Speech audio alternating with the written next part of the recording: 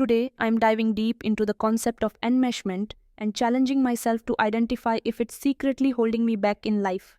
Enmeshment is a phenomenon where individuals become overly involved in each other's lives, often leading to a loss of personal identity and autonomy.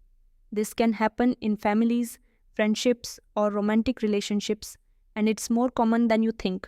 Enmeshment can manifest in different ways, such as constant emotional reliance on others, a lack of personal boundaries, or an excessive need for validation. People in enmeshed relationships often struggle to make decisions on their own, feel responsible for others' emotions, or prioritize others' needs over their own. These signs can be subtle, but they can have a significant impact on one's emotional and relational well being.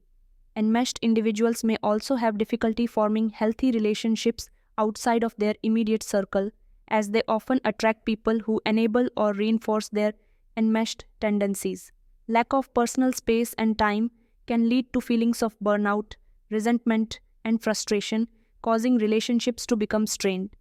These challenges can be overwhelming, making it essential to recognize the signs of enmeshment and address them before they take a toll on one's mental health. Enmeshment often stems from family dynamics, cultural expectations, or past traumas, which can shape our attachment styles and relationship patterns. Unhealthy family dynamics, such as overly dependent or controlling relationships, can contribute to enmeshment. Cultural expectations, like prioritizing family over individual needs, can also play a role. The long-term effects of enmeshment on mental health can be severe, including anxiety, depression, and low self-esteem.